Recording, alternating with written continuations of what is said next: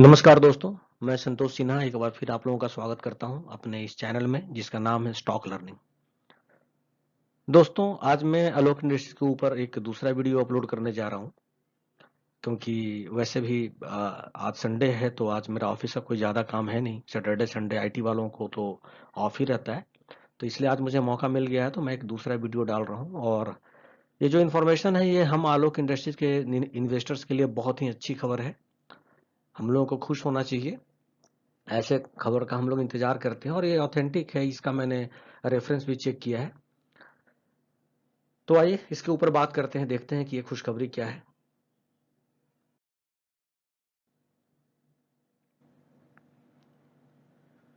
दोस्तों, state bank of India ने 1,23,000 करोड़ जो उनका बैड डेप्थ है, इसमें से 8,969 करोड़ जो है अभी तक 8 साल में उन्होंने रिकवर किया है। ये एक न्यूज आया है, तो आप बोलेंगे कि ये तो स्टेट बैंक ऑफ इंडिया के बारे में न्यूज है, इससे हमें क्या लेना देना, हम आलोक के इन्वेस्टर्स को क्या लेना देना, ये मैं आगे बताऊंगा आपको। तो ये जो न्यूज आया है ये मनी लाइफ में आया है और ये न्यूज जो है वो 14 जुलाई का है, यानी आज से 4-5 दिन पहले का न्यूज है, तो बहुत ज्यादा पुराना न्यूज भी ये नहीं है। ठीक है। और इसके बारे में मुझे मेरे एक मित्र मनोज भट्ट साहब ने बताया है। मनोज भट्ट जो है वो आप लोगों की तरह ही इस वीडियो को देखते हैं और हमारे दोस्त ही हैं, मित्र ही हैं, आप लोग सब हमारे मित्र हैं। तो उन्होंने ये जानकारी जुटाई कहीं से और उन्होंने ये मुझे शेयर किया है। तो मैंने सोचा कि उन्होंने जो जानकारी मुझे बताई है उस जानकारी को मैं आप लोगों तक भी पहुंचाऊं और मैं इस खबर को फैलाऊं, उस न्यूज़ को फैलाऊं, और आप लोग भी जहां जहां इस न्यूज़ को फैला सकते हैं आप इसको फैला सकते हैं, आप शेयर कर सकते हैं।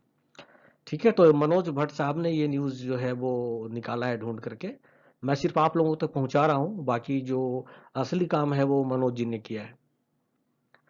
तो आगे देखते हैं इसमें क्या है। इसमें लिखा हुआ है कि as per the data provided by SBI to mister Velankar जो हैं वो सजग नागरिक मंच है एक, उसके प्रेसिडेंट है, मतलब वो एक तरह से एक एक्टिविस्ट आप बोल लीजिए, एनजीओ बोलिए, एक्टिविस्ट है वो। और तो उन्होंने स्टेट बैंक ऑफ इंडिया को एक आरटीआई डाला था और पूछा था कि आपने आज तक कितना लोन दिया है, कितना लोन डूब गया आपका, कितना पैसा डूब गया और आपने आज तक कितना रिकवर किया है। तो स्टेट बैंक ने इसको डिनाई कर दिया था उनके आरटीआई को। फिर उन्होंने एजीएम में भी उठाने की कोशिश की थी, बैंक के एजीएम में, मगर उन्हें मौका नहीं मिला। मगर फिर भी बैंक ने उनके साथ जो डॉक्यूमेंट शेयर किया उसके बेसिस पे उन्होंने ये बताया लोगों को। तो उन्होंने जो बताया है इस रिपोर्ट के अनुसार कि भूषण पावर इंडस्ट्री लिमिटेड और आईआरवीसीएल लिमिटेड और वीडियोकॉन इंडस्ट्रीज, ये तीनों जो थे ये बिगेस्ट डिफॉल्टर्स रहे हैं बैंक के। माने इन्होंने बैंक का पैसा जो है वो बिल्कुल ही डुबा दिया and had not repaid a single penny, मतलब उन्होंने 1 रुपया भी बैंक का नहीं लौटाया। Alok industries limited is the biggest borrower in this list. देखिए आप, आलोक इंडस्ट्री को बोरोवर बोला जा रहा है कि उन्होंने उधार लिया और उनको डिफॉल्टर बोला जा रहा है भूषण स्टील को और वीडियोकॉन को। पहले तो ये डिफरेंस आप देख लीजिए। तो इसमें लिखा हुआ है Alok industry limited is the biggest borrower in this list with a return of loan of 8,098 crore but has repaid rupees 1,703.57 crore to SBI, यानी उसने 8,098 करोड़ में से 1,703 करोड़ एसबीआई को लौटा दिया है, चुका दिया है। आलोक, तो ये हमारे लिए बहुत अच्छी बात है, खुशखबरी है, क्योंकि हम जब लोन चुकाएंगे बैंक को तो हमारा इंटरेस्ट कम होगा। जब हमारा इंटरेस्ट कम होगा तो वो पैसा बचेगा, वो पैसा बचेगा तो वो हमारे प्रॉफिट में ऐड होगा, इससे हमारा बैलेंस शीट अच्छा होगा और इसका सीधा असर हमारे ईपीएस पे पड़ेगा और ईपीएस का असर हमारे शेयर प्राइस पे पड़ेगा। तो एक अच्छी खबर है। और बैंक ने जो लिस्ट जो जारी की थी उसमें अगर आप देखेंगे तो अभी मैंने सिर्फ 5 कंपनी का ही नाम इसमें डाला है। टोटल 56 कंपनी है, 56 companies are there in that list, but I am sharing only 5 just because of lack of space. यहाँ पे स्पेस कम है हमारे पास, एक ही स्लाइड है, तो इसलिए मैं इसमें 5 कंपनी का दिखा रहा हूं। इसमें आप देखेंगे Alok industry is the number 1, it is at the top, क्योंकि इसने सबसे ज्यादा, मैं अगर आप 56 की लिस्ट देखेंगे और मैं ये जो इंफॉर्मेशन जो है इसका मैं लिंक भी शेयर कर रहा हूं डिस्क्रिप्शन में, तो आप खुद जाकर के आप पूरा पढ़िए, उस आर्टिकल को पूरा पढ़िए। जितनी भी ऑथेंटिसिटी चेक कर सकते हैं, ठोक बजा करके हमें आलोक को लेना है। कोई ऑपरेटर, कोई भी फ्रॉड अब हमें चूना नहीं लगा सकता। हमें इस बात का ध्यान रखना है। कोई भी यूट्यूबर के बाबा जी हमें चूना नहीं लगा सकते कि 200 लगाओ 2 लाख पाओ, 2000 लगाओ 2 करोड़ पाओ। हमें उससे बाहर, उसमें काफी भाई लोग डूब गए हैं, बर्बाद हो चुके हैं काफी लोग। तो वो काम हमें नहीं करना है, और ये काम हम लोगों को साथ में मिलकर चलना है, साथ में मिलकर करना है। ये आप सबका ये यूट्यूब चैनल है, आप ये मान करके चलिए।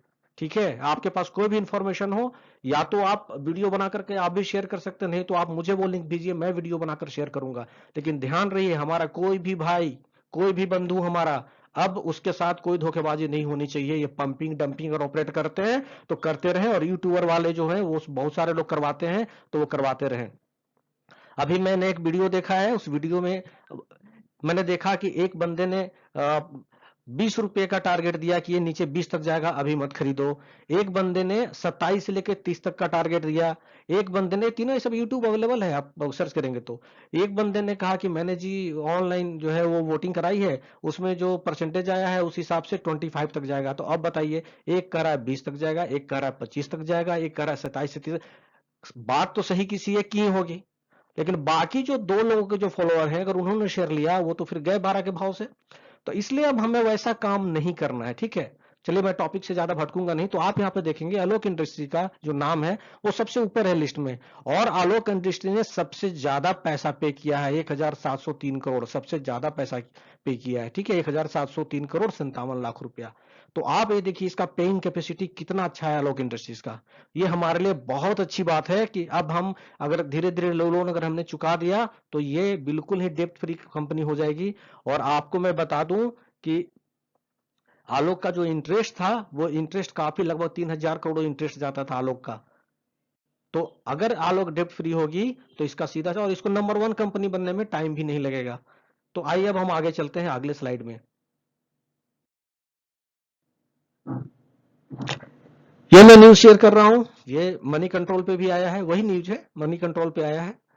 और उस, ये 15 जुलाई का न्यूज है, वो 12 जुलाई का या 14 जुलाई का न्यूज था, उसका नेक्स्ट डे ये मनी कंट्रोल में आया है। ठीक है,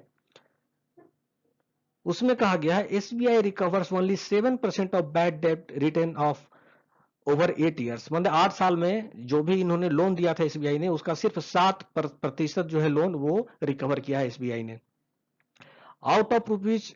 ये तो देखिए ये वही चीज है कि 1,23,432 करोड़ जो उसने दिया था इसमें फाइनेंशियल ईयर 13 से लेकर के 20 तक, यानी 7 सालों में, तो बैंक ने रिकवर किया है ओनली 8,969 करोड़, यानी 8,969 करोड़ ही केवल रिकवर किया है बैंक ने।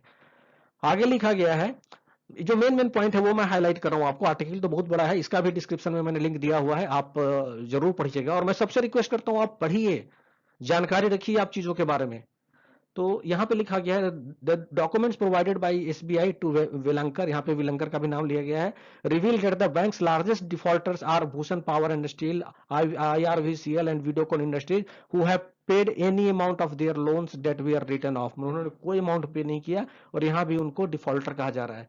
The documents mentions Alok Industries as SBI is the largest borrower, यहाँ भी इन्हें लार्जेस्ट बोरोवर करा जा रहा है, but the company has repaid 1703.57 crore out of 8098.05 crore which was written of. यानी इन पे इनको जो 8,098 करोड़ जो दिया गया था उसमें से इन्होंने 1,703 करोड़ पे कर दिया है। ये मनी कंट्रोल पे भी है। तो ये दो न्यूज जो है ये आलोक इंडस्ट्रीज के बारे में आई है।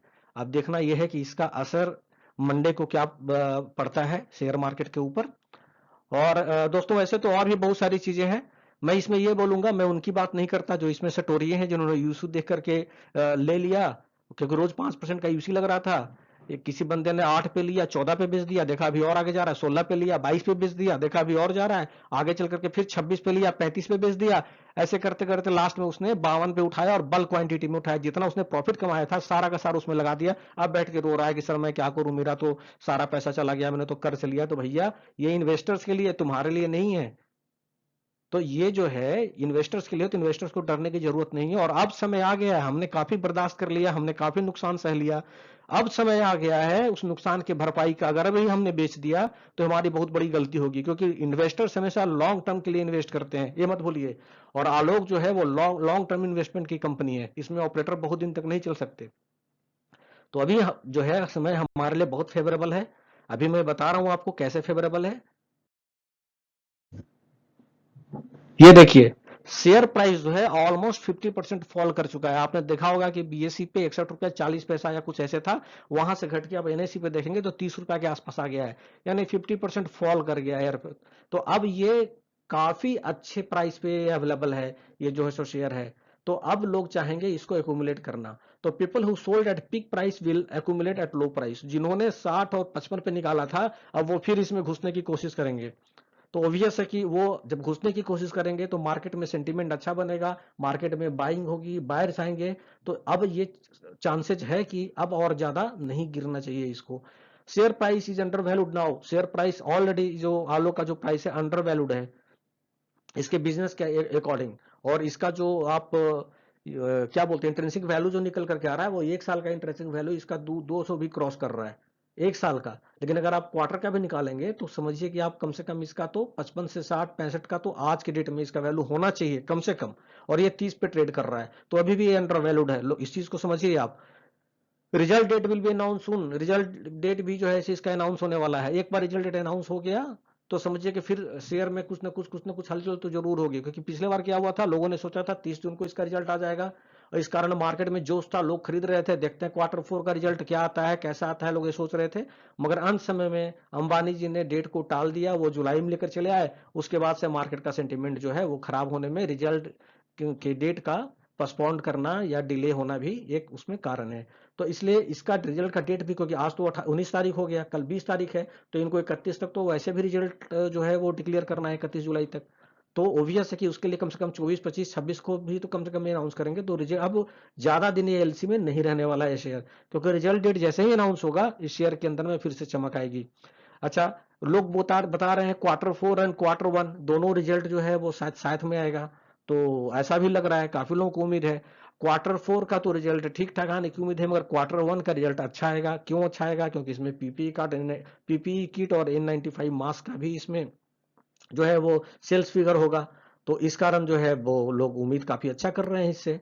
अच्छा, एक बार आप देखेंगे मार्केट में फिर स्पेकुलेशन स्टार्ट हो गया। स्पेकुलेशन का मतलब क्या हुआ, इसके बारे में बातचीत, क्या रिजल्ट जल्दी आएगा। तो इसने 165 करोड़ का लोन ये कर दिया, तो एसबीआई ने एनओसी दे दिया, इसमें काफी म्यूचुअल फंड्स आ गए।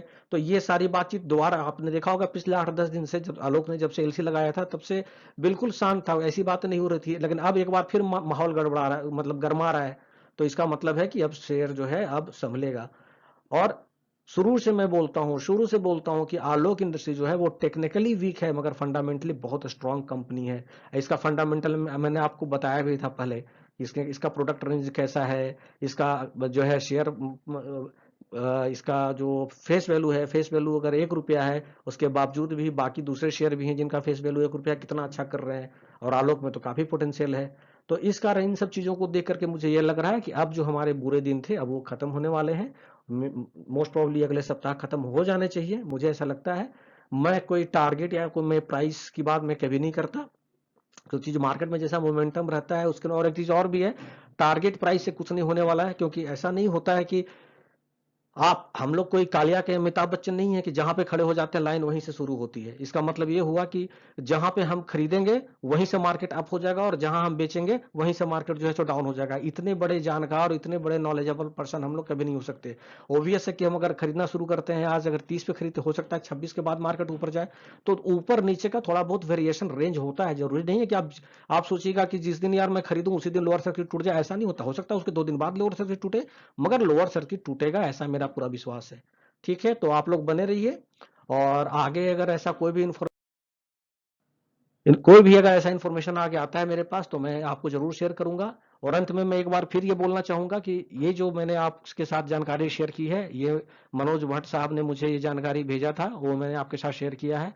आप लोग अगर कमेंट्स में अगर कुछ लिखना चाहेंगे तो एक बार मनोज भट्ट जी को भी थैंक्स जरूर कह दीजिएगा। इससे आप सभी को अच्छा लगेगा, क्योंकि ये सिर्फ मेरा नहीं, हम सब का चैनल है, आपका भी चैनल है, हर किसी का चैनल है। एक परिवार की तरह मिल करके इसको चलाना है और हमें एक परिवार की तरह, अलग फैमिली की तरह रहना है।